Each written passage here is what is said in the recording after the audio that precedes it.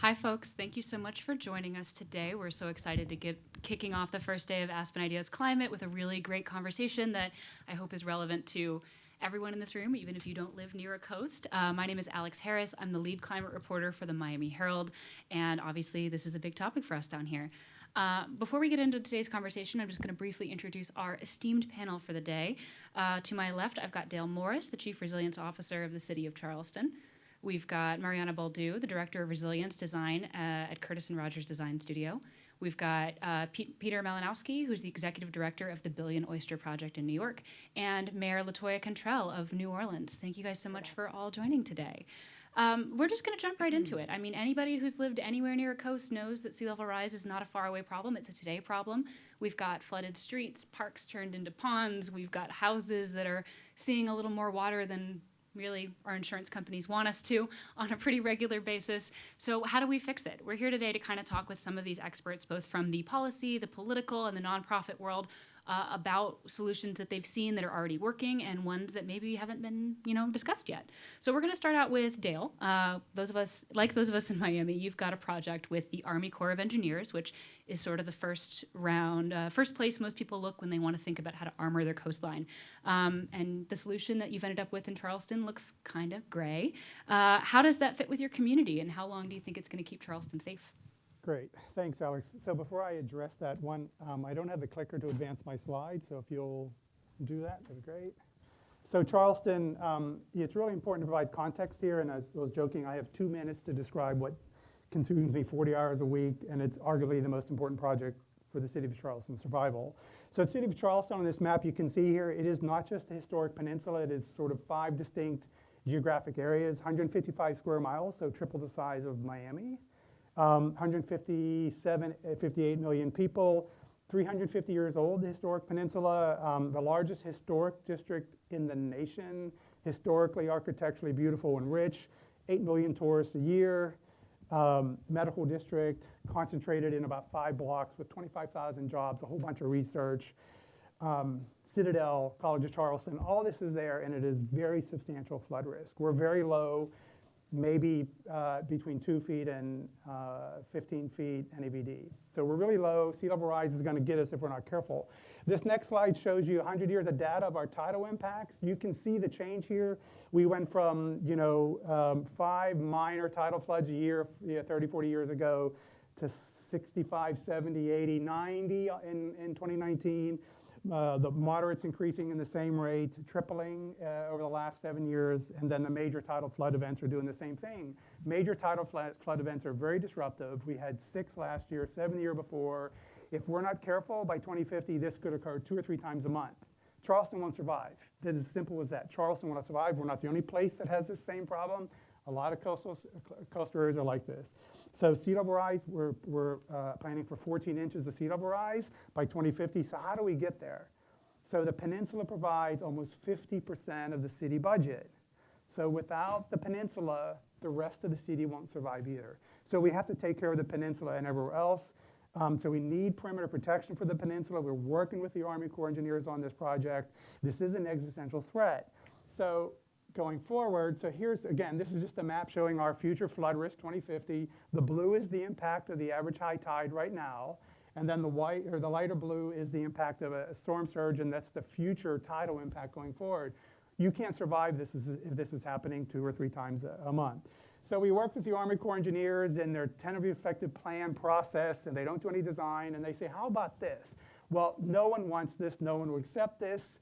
This is a T-wall around a very important area, so we need to do better, and you can do better with the Army Corps engineers if you push them.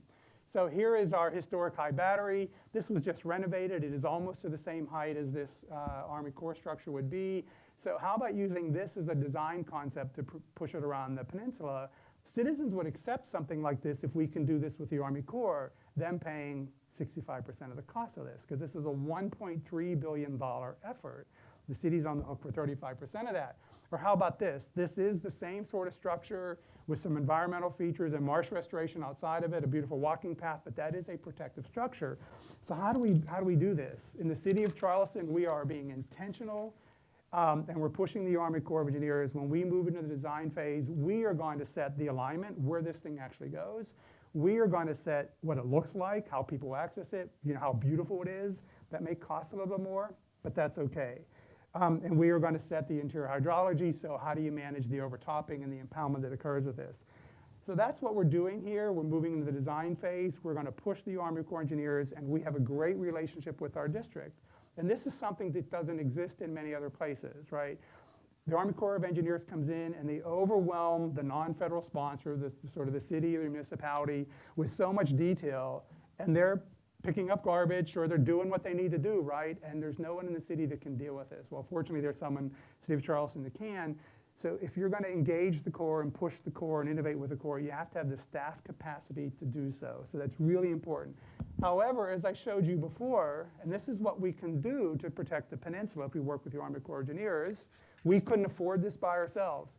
And wrapping up, I showed you that previous slide. We have 4 other major parts of the city that we have to deal with. So this isn't the only thing we're spending money on and designing for. We're developing a comprehensive water plan. It's almost done. We've been at it for 18 months. It's looking forward. How do we stay here? And there's adaptation, and there's investment, and there's green infrastructure, and nature-based features, and there is some managed retreat over time. So that's what we're up against, and well, that's my job. Thanks. Well, I appreciate it. And what a difference between that gray T-wall and the beautiful rendering with some landscaping and some nature, which I think kind of anyone who's been a Corps watcher for the last few years knows that one of them sort of looks more like the history, and one, hopefully, fingers crossed, looks more like the future of how America's engineers refix our coastline. Mayor Cantrell, I think that when we think about what the old gray method of approaching coastlines, there's no city that has a longer history with the Corps in that situation than New Orleans. Can you talk to us a little bit about, how you think maybe past mistakes the Corps has made, or how we've failed to protect parts of the coast has impacted your residents? And when they look at what they've seen in the past and what they know is happening in the future, are they asking you for more of the same, something new, more nature? What do your residents want to see? Sure. So very, very loaded question. Okay, but happy to answer it. Good afternoon. The city of New Orleans absolutely has had a long-standing relationship with the U.S. Army Corps of Engineers. I mean, that is our federal anchor. Those are the bright minds in terms of engineering. So absolutely working with them. Particularly, I would say before Hurricane Katrina, it was mainly on repetitive loss in communities and neighborhoods due to rainwater. And so my neighborhood, for example, in Broadmoor was one of them where drainage was replaced. I mean, multi-million dollars of investments to mitigate flooding in the area. And then, of course, Hurricane Katrina comes and the levees failed. So while after the storm, the neighborhood was dry, but once the levees failed, we took on water and it sat in our community for over 3 weeks' time. And the city of New Orleans was 80% underwater almost 20 years ago with Katrina. But with the levees having breached, that really required the federal government to make more of an investment in our system. And I would say when you think about mistakes, I would really align it with the lack of maintenance or the lack of investment over time in our infrastructure. And I think the light bulb went off at that federal level. And since then, $14 billion was put into a risk reduction system for not only New Orleans, but for our surrounding parishes as well, about 133 miles of protection. But also in terms of our storm barrier, that's been in place as well. That's an additional 70 miles of protection. So I would say that these systems and these investments, when you do big, when you go big, the return is also big. And we saw that after Hurricane Ida that hit the same day as Katrina in 2021, August 29th, but it was a Cat 5, miles per hour winds over 150. The levees were stable. They did what they were expected to do. So I would say in that regard, kudos to the Corps and those who did the work, because we are now better off. Now, segueing into doing more with the Corps, that speaks to a joint infrastructure work that we're doing, over $2 billion of infrastructure investments going on now. That's with our federal partners. But in addition to that, it's folding in green and blue infrastructure. And this is, of course, where the community comes in, but where the community has always been centered, I would say, with learning how to adapt to climate that has already changed, learning how to live with water. And this is something in the city of New Orleans was built on water. We know 305 years old. So there were things that were even put in place in the past that over time we've gotten away from as a community, but now going back to. And that's holding that storm water in ways that's keeping it from going into the drain. So we're putting resilient districts throughout the city in key areas that took on that 80% of water after Katrina, over 141 million going in to create these systems. And they're systems that hold water, redirect water, using our neutral grounds, using bioswale concepts. So I remember back in the day, almost 20 years ago, doing green infrastructure and hearing from my community or folks saying, oh no, the bioswale will create a pool in Broadmoor and kids will drown. And now they're like, oh no, it's holding water. So all of this is about bringing people along. And I would say the greatest challenge in my role as mayor is that when you're seeing the investments being made, you also see the light at the end of the tunnel. You're not there yet. So it means you're in the middle of the river, so to speak. You've pushed off, you're in the water. So keeping going is just as vital than going back. And it's keeping your residents engaged to the point where they're saying, let's keep going and not get tripped up because of a storm or water that comes, because it will come. While we're doing the work, change is happening and we're living and learning to adapt, but we have to keep going, bringing our people along. So thank you for indulging me in that. I think we're going to come back to that communications piece because it's so critical. How do we get everyone on board? How do we make everyone understand the meaningful changes we need to make, the scale of the changes we need to make, and why we saw the tremendously impactful before and after of what it would look like before and after these projects in Charleston. But I also want to talk about natural solutions, which I think if anyone in the room isn't familiar with, Pete, hope you can kind of set us up here on the work you do, and why would we not just put seawalls on every single coast? Why should we do anything other than that? Like, what is the benefit that natural solutions can offer? Yeah, so Billion Oyster Project in New York City, our focus is on oyster restoration, restoring a landscape that used to exist underwater in New York. And we believe that a combination of gray and green infrastructure is the right solution. There's not, everywhere in New York City cannot be protected with oyster reefs, just like everywhere in Charleston, everywhere in New Orleans could not be protected by oyster reefs. But there are places where oyster reefs can play a vital role in breaking waves and protecting the shore from extreme weather events. And this example up here is one such project. This is a big collaboration with a bunch of different organizations. Billion Oyster Project plays a small role here. But these are living breakwaters. So these are rock, stone, and cement breakwaters, like your typical breakwater, but they're designed specifically around to provide homes for the animals that live in this place. And so these reef streets coming off of them, and they're going to be entirely seeded with live oysters, and that live oysters provide a more interesting ecological habitat for the animals that live there. It also acts as play a role in resiliency and making the structure stronger and growing as water levels rise. And so that's our climate mitigation strategy or adaptation strategy. And then similar to Mayor Cantrell's point about bringing people along, Billion Oyster Project is all about people also. So we work to engage young people in every aspect of our work. Our educational and community engagement programs require the exact same investment as our oyster restoration programs. We work with public schools all around New York City, in communities all around New York City. Most of those waterfront communities are under-resourced, and this work can provide a direct, authentic connection to the natural world for students who otherwise wouldn't have that opportunity. Mm-hmm. I was incredibly blessed to grow up in a beautiful, natural place, and that made me who I am today and was incredibly important in setting me on an environmental path. And the reality is that more and more people in cities, more and more young people growing up in cities don't have that same opportunity to connect authentically with the natural world. We believe that the best way to build awareness and affinity for nature is to get involved directly in a large-scale ecosystem restoration project. Nobody protects or takes care of things that they don't love, And so finding ways to build that real deep love and connection with nature in cities, I think is, that's what we're all about. How do you get people involved, bring people along? And we're going to stay on that thread because I think what probably makes your projects more successful, it sounds like, is that you are not just one expert coming in out of the wild saying my idea is the best, but you're building that community agreement and assessment and making sure everyone else comes on board. Mariana, I want to ask you about a project that you've been working on that has had a lot of community involvement in Miami at Jose Marti Park. It's been a very long project to kind of get a long timeline to get this project off the ground because these green projects are not quite as easy to permit as something that is, we've been doing for 50 years. We want to do something new. We got to do a new process to get there. What has that experience been like for you to navigate both community involvement, but also maybe the regulatory environment to get these projects, out of a notebook and onto the shore?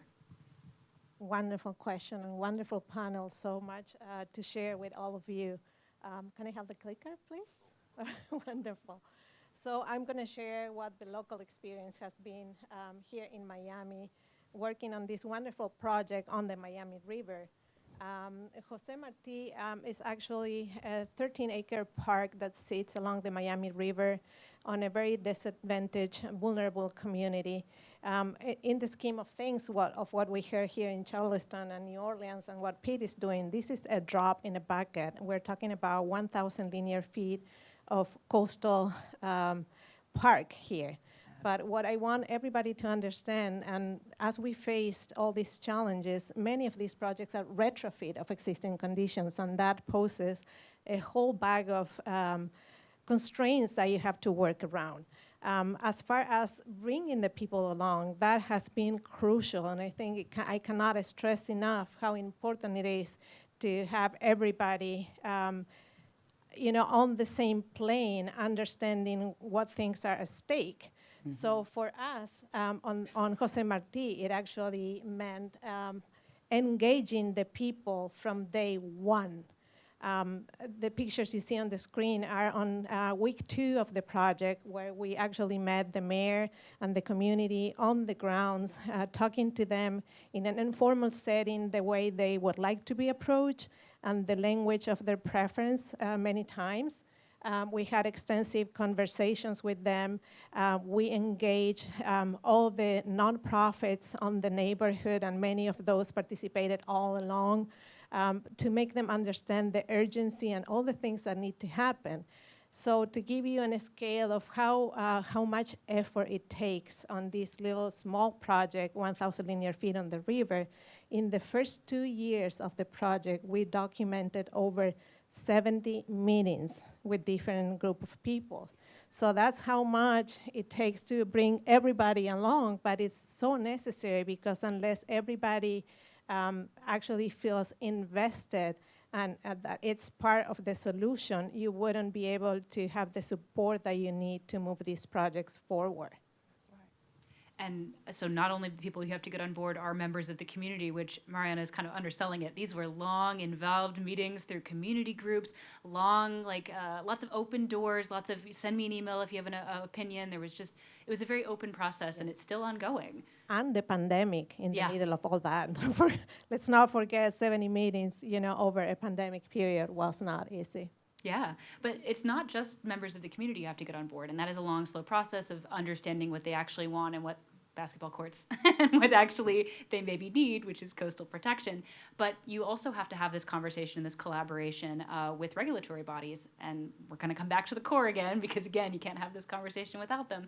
But Dale, how have you seen the pitch for green or hybrid versus gray infrastructure has been a growing momentum in the world of sustainability and coastal development for years. And when we talk about it, we mostly are, the banks won't fund it, or what's the return on investment, or the research doesn't show that, a quarter mile of mangroves does the same thing as a 3-foot seawall. The research isn't quite there yet. And the forefront of that conversation has been local governments and the Corps. How have you seen them change how they approach these more natural projects, or how have you pushed them to change how they see these projects? Great, thank you. So I want to applaud my 2 colleagues to the left here. My oldest child graduated from college 2 years ago and spent a year building oyster reefs and restoring coastal marsh around the Charleston area. So that's really important stuff.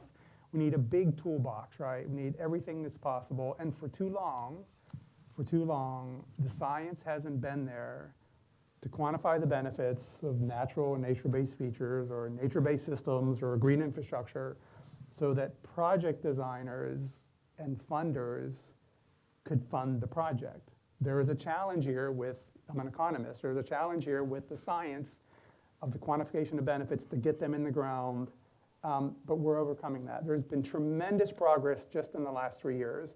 So a lot of stagnant effort for the previous 20, but there's some real progress. So it's been long recognized that the Corps has needed to change its planning approach, right, because they're very rigid. The suite of alternatives, like they have gray and grayer, right, and pumps, right? So that's sort of been the approach. We can't blame the Corps for that. That is what Congress and the regulatory process has given them. Exactly. So they're doing what they're told to do. This whole benefit cost assessment process that they work through, it's governed by something called the P&G, the Principles and Guidelines, and I'll just touch upon that in a second. And then, and how that forces the Corps of Engineers, when they're considering to recommend something, to choose the project that has the highest benefit for the lowest cost. If you can't quantify the environmental, aesthetic, air quality, water quality benefits in the context of an infrastructure project, it doesn't get done. So in 2021, Lieutenant General Spellman, the Chief of Engineers of the Army Corps, issued a comprehensive benefit memo to the Corps saying, you all need to start thinking more broadly and bringing comprehensive benefits into this. So you have to start to consider natural and nature-based features and hybrid benefits, hybrid approaches, and also social effects and environmental justice.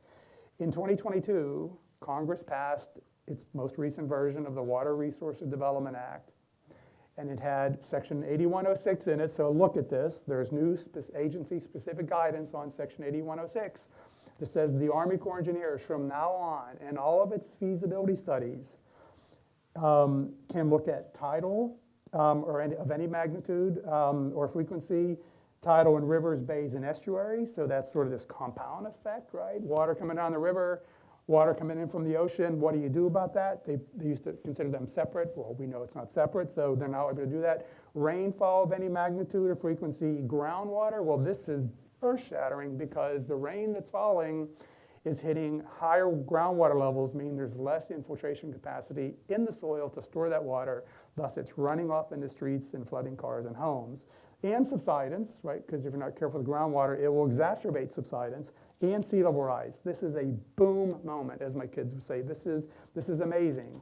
The guidance on this just came out a month ago, and so all new studies, and thus all local sponsors of these projects, better point to this thing and say, this is what we want. Then more sort of importantly, the Army Corps of Engineers is still governed by a 1983 regulatory action called the Principles and Guidelines. Highest benefit for the lowest cost. And you can have other benefits to consider, but they're not the governing things.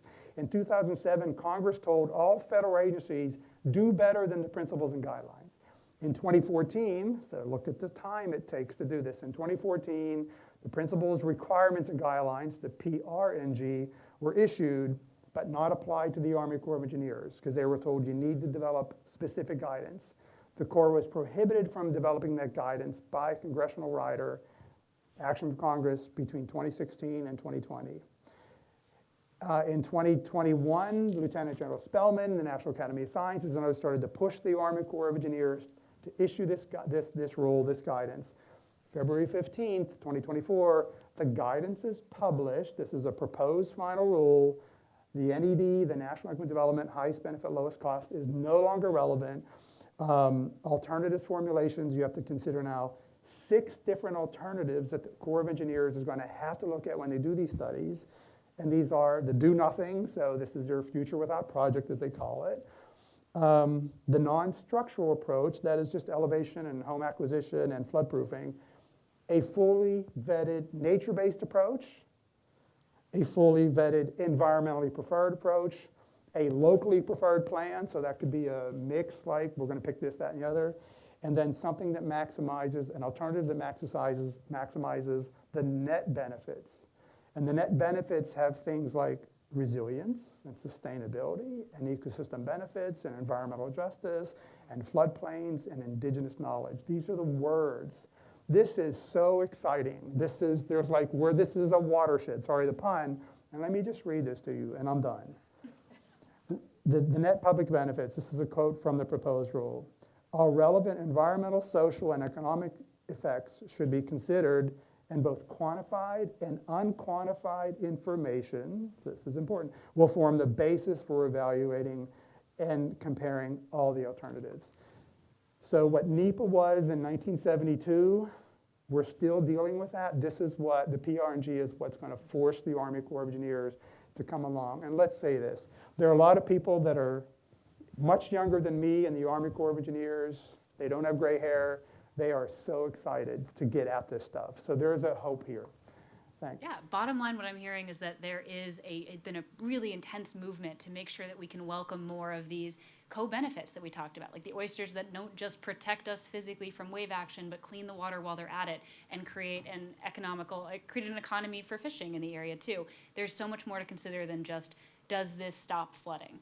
But it also, I think, like you said, we're opening the toolbox, we're creating more things that we can use to attack this fight, because I don't feel like, and this is something we talked about in our pre-panel conversation, people necessarily understand the scale of the problem we are set to face. And communication isn't just, what would you prefer? What do you think about this? What do you think about this? Okay, you like this better? Great. Well, let me tell you about the other benefits. It is also sometimes telling people hard truths, that there is a lot of water coming, that there's going to be a shift in the way that we live and where we live in some cases.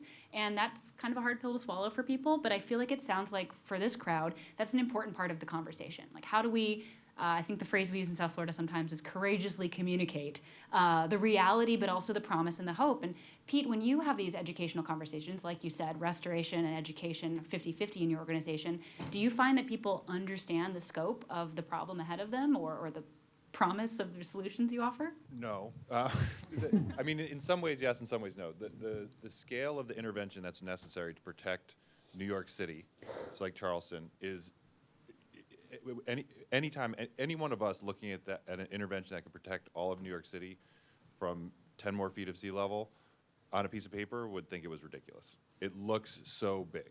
And but there's and in New York City, there's this fundamental disconnect between the people who live in the city and the water generally. Like, most streets in New York end at the water's edge. Most New Yorkers go over or under the water to go to work every day, but most New Yorkers don't identify as living in a port city, identify as living on the water, identify as living, surrounded by this amazing ecosystem. And so that there is, and that has great relevance for just collective understanding of and risk assessment, because it seems like something that's not part of the city until it is.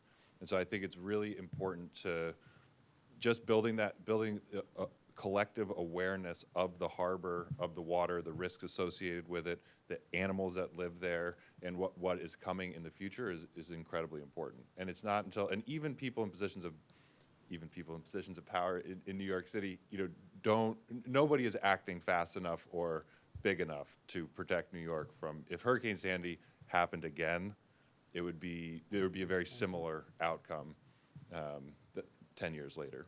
But I think that without bringing communities along, there's no way to effectively make that change. Right, because you need buy-in. You need the community to vote for the leaders who are going to make the changes, who are going to not fight you on some of the policies, who are going to be part of it every step of the way and understand the benefits that they'll see.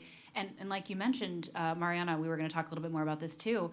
It's not just the community, it is also the policies that need to change. And you said, you're not hearing, Pete, that we're acting fast enough as a society. And how much do our policies and regulations have to catch up? Mariana, when you tried to do this brand new project, doing something Miami-Dade doesn't really do very often, it's not a fast process. And do you think that urgency is felt in regulatory bodies, and how do we make it happen? Well, the good news is it's happening at some extent, but it's not happening, fast enough. I don't think people might understand the urgency of it when they think about it, but they don't act accordingly. And it is complex. It's multi-layer. As I explained, this is retrofitting existing conditions, so it's a complex exercise to begin with. And it takes me back to outreach and collaboration again. You need to bring people along it's just not the stakeholders. In our case, it's also the scientific community to be part of it, to inform what you're doing, how you're changing the game, and how you are adapting. So what you see here, it's part of that effort. We engage the scientific community, the universities, the non-for-profits. So FIU, everybody was on board collaborating, because in that process, you also elevate your understanding, and everybody comes along understanding the complexity and how you need to approach this to have a balanced solution. Then in relationship to the urgency of the matter, it gets very interesting, because yes, we need to act fast, but we still need to do our homework. And that takes me to this image. Everything is rising. The sea level is rising. So is the real estate here in Miami. So is the heat. Right. And you need to understand all these different layers with the same depth to be able to have a balanced approach. And that is very, very important, because that's the only way you get to innovate. You design with a science-based foundation. And that's the only way you're going to move it forward in the right way, as to really being fast enough. In projects like this, after 1,000 linear feet of coastal development on the river on a park, right? The project started in 2019, and we are in 2024. So 4.5 years have gone by. On 2020, we initiated the permitting effort with the agencies. By 2022, through the pandemic, we were able to secure all state and federal permits. So that wasn't as bad as we expected. And yet, here we are 2.5 years later from that date. And just now getting very close to getting a city permit and a county permit. So that cannot, that's not acceptable. That's not fast enough. This is a project that takes into a toolbox approach, because you need to show that different adaptation measures are appropriate to different site conditions, even within 1,000 feet of coastline. And yet 4 years to get us to this point. So we need to change that. We need to change our books. We need to change our regulations. But more importantly, all of us here, need to change ourselves, because it takes some serious effort to get there, and you just cannot walk away. You have to stay with it, and it's all of us. Right. Right? I'm going to switch to the local government perspective here from the mayor, because I think I saw you nodding along very intensely. We know the gears of government grind slow. Sometimes it is for a good reason, obviously. You want, like Mariana said, you want these to follow science. You want these permits to work. You want them to benefit the community. You want the science to be sound. You want to build things that help people and don't let bad things get built. But we do need to move things faster. And what we've kind of all heard on this panel is that collaboration seems to be the grease in those gears. Can you tell me about some of the collaborations that the city has done that you're proud of, or some that you're looking forward to, or who you really would like to work with that you think would help you get over some of those hurdles and maybe move us to this faster reality we need to be in? Well, first of all, I appreciate, Maria, you speaking about the need for urgency. And it's not just from a government's perspective, but you also have within government those that are regulators that are not on the same page and moving in a concerted effort together, which only causes more confusion on the ground in terms of your residents and your people that you're working to bring along. And so it does speak to, we have to all be on the same page and change ourselves as a result as well. In terms of partnerships, I have to just speak on the front end of this with C40, for example. C40 has just been an invaluable partner coming in for New Orleans, helping us fund a building and a facilities assessment, looking at battery storage, looking at solar. But that data, oh my goodness, it allowed us, the city, to not only partner with our state, I would say, organizations, But we were able to use that data and have a strong application with the Department of Energy that landed us a $250 million resiliency hub grant. And so New Orleans will have a hub in the city.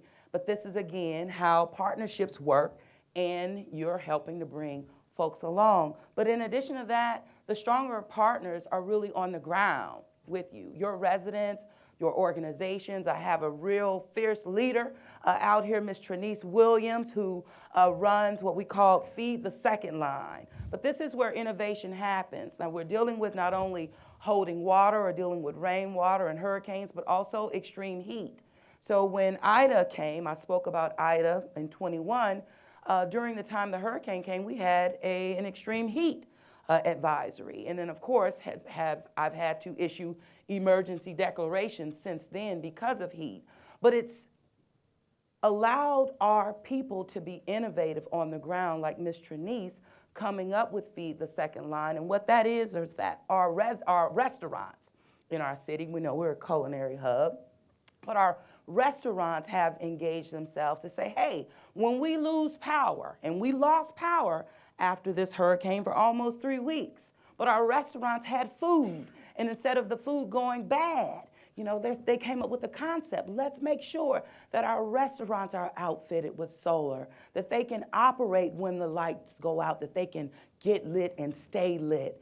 Making sure that they're feeding the community. They become a resilience hub, meeting our people where they are. It's organizations like that, along with Together New Orleans, the Lighthouse Project, where the city has activated millions to, again, help our faith-based communities, activate churches throughout, so they will be the lighthouse when the lights go out. But it's these types of partnerships, I believe, that really bring people along, because your residents can see themselves in the response. They can see that they're valued, because let me tell you, when the crisis comes, it will always be your most vulnerable people that really get the brunt of it all. And it's the same community over and over again. So it forces us to really put in tools and resources on the ground that can activate communities, not a matter of if, but when the crisis comes our way.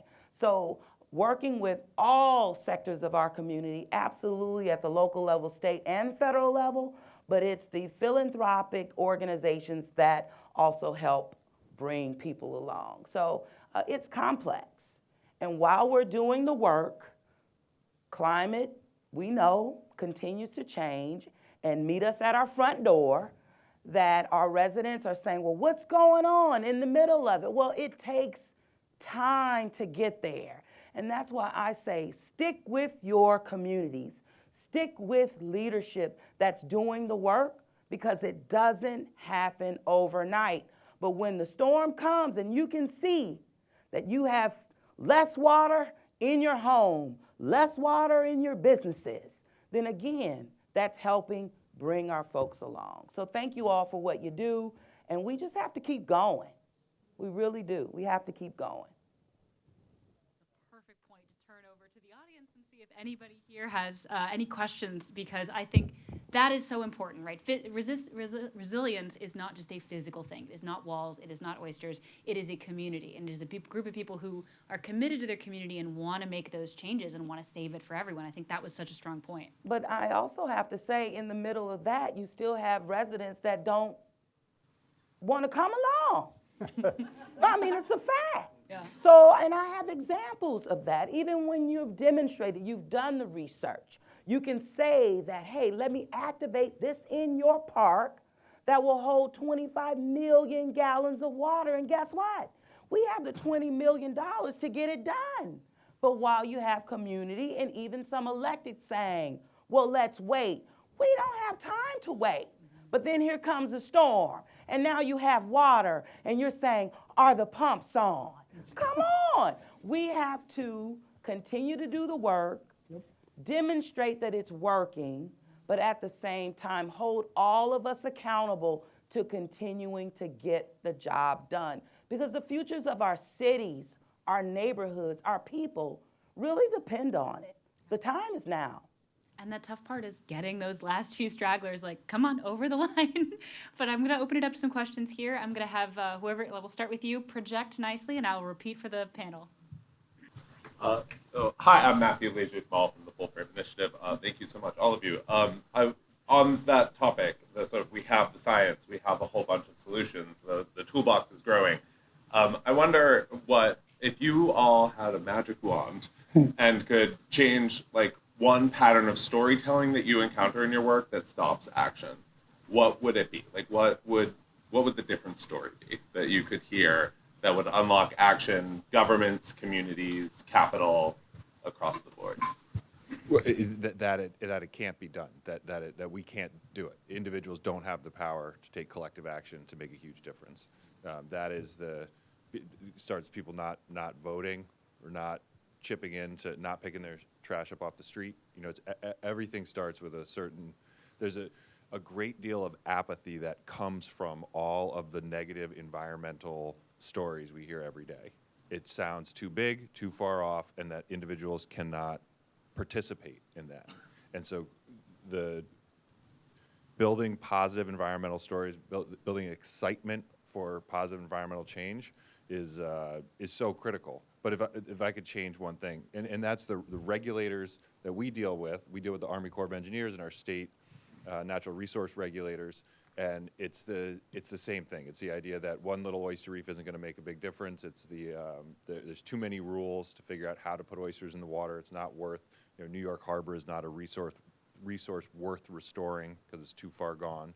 And on the science and ocean for sustainable communities, I'm butchering that, but the one thing that Charleston, New York City, and New Orleans all have in common is that they're all estuaries. Estuaries are the most productive ecosystems on the planet. All of the commercially important fish in the ocean spend some of their lives in estuaries. And so these places, and Miami in some ways functions as an estuary because there's so much fresh water coming off the land, but it's just a little different. But these three population centers used to be the engines of productivity for the ocean. And so restoring the ecosystem function there can have an enormous impact on the number of fish that are in the ocean. Absolutely. Magic wand, anyone else? Yeah, so both questions. The science is there for gray infrastructure. We get that, the engineers have it. That's why we often default to it, because they have confident answers that will respond to a particular risk in a particular way that we can quantify and say, do it. The problem is, you mentioned the social aspects. We don't understand human behavior as well as we do gray infrastructure, right? How physical systems react. And we also don't understand how our natural systems are reacting with the social and the physical, right? So we don't have all the science. We need this other science there to continue, so that's good. We also don't have policy frameworks that allow the soft benefits, the economic benefits of water quality improvements and what that means for fisheries productivity over the next 10 years. That doesn't go into our infrastructure decision making. That's the framework problem. That's a policy problem. That's not a science problem, right? So we need to wrestle with that. One really awesome thing is the advancement of modeling, sort of numerical modeling, digital modeling, and the data that's coming out of that. And then the sensors that we're all now deploying around different spaces, and it's collecting this data so the computing modeling gets better. So this is really hopeful in some ways. We may be able to crack this nut. But on the downside, human behavior, I'm a bit of a stoic, and the Stoics will tell you that change is the only thing that is constant in life. And what do humans resist the most? Change.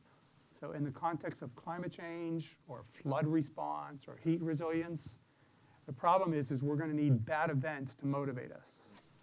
So the Dutch have a saying, I worked for the Dutch for many years, and the Dutch water authorities have this saying, you'll recognize the cadence, Lord, give us this day a daily flood so we can continue to do our good work. And that is, I don't know how to solve that. What I would add, though, in regards to the wand, it would just be getting our people to understand that we really are creating jobs of the future, and they're right now. So the investments that are being made have to be maintained.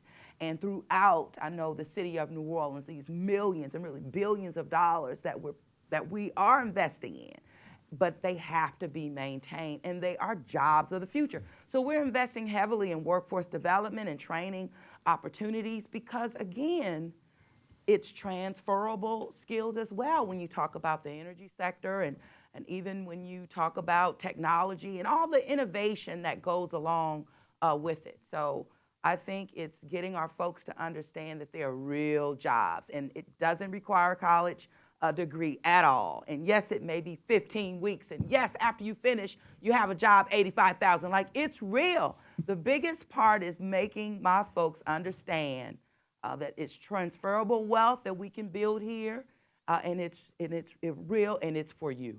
Take advantage of the opportunity.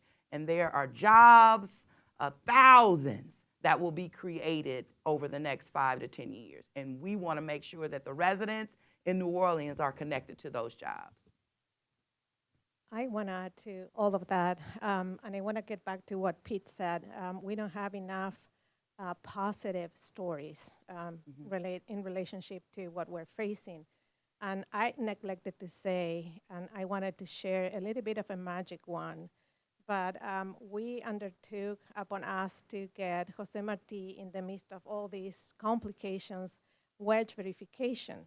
I don't know if you all have heard, but WEDGE is a program by the Waterfront Alliance in New York that verifies projects on coastal resiliency, water access, ecology, and resilience specifically. And that has been an amazing tool. So within our toolbox of solution, WEDGE play a fundamental part on having a balanced approach. So if you're working on any projects, such as the ones we're discussing, please really look that up and use it, because I cannot stress enough how much actually help in every single aspect, even in the community outreach, to being able to be thorough, to be comprehensive, to follow through what the community has to say, and translating those into specific programming needs that if a commissioner in turn wasn't in agreement with, he couldn't just get away with removing it because it was heavily documented because of the framework we use. So it is challenging, it's complicated, it takes a lot of time, a lot of effort, but it can be done. Mm-hmm. So Jose Marti is actually the first WEDGE verified project in the state of Florida, and second one outside of New York in the country. So I just wanted to share that with all of you here. I think we have hit our time, guys, but thank you so much for all being here. I'm sure our panel can stick around to answer a couple more questions, but please, everyone, give them a round of applause for their fantastic work.